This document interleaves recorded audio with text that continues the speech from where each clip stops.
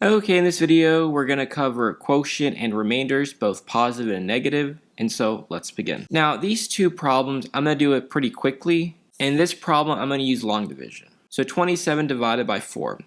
Well, I know 4 times 6 is equal to 24. I also know 4 times 7 is 28.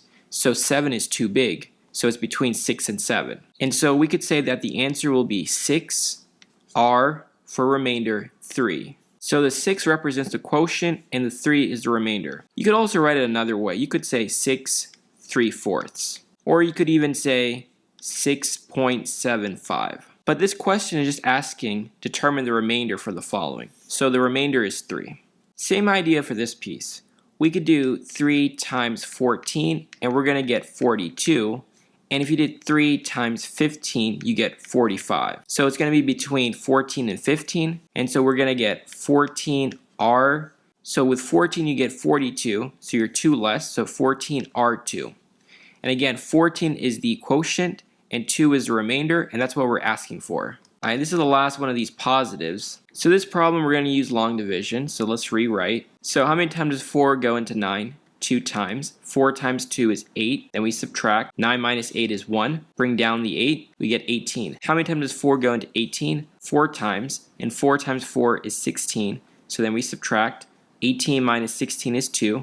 And then we bring down the 1. Then we think, how many times does 4 go into 21? It's going to be 5 times. Because 4 times 5 is 20. Then we subtract. And we're going to get 1.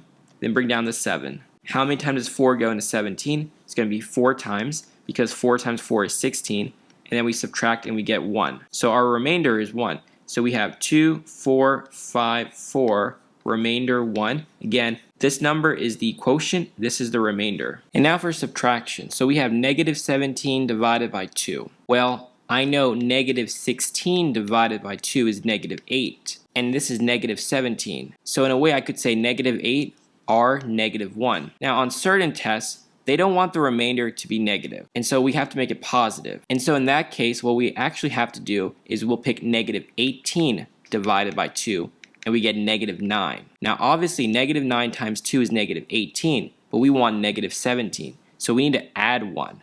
So we'll say remainder positive 1. Now I'm going to circle this because a lot of places want this form. So negative 54 divided by 4. Now I know 14 times 4 is 56. And so let's write that down. Negative 56 divided by 4 will give us negative 14. But we want negative 54. So we need to add 2. So we'll say R2. So negative 14 R2. However, if you want to write in this form, I'll go ahead and do that also. Now 13 times 4 is 52. So we could say negative 52 divided by 4 will give us negative 13. Now we want negative 54, so we need to add 2 more negatives, so R negative 2. But again, often you'll see these two forms as the desired answer. And that's pretty much it for this video.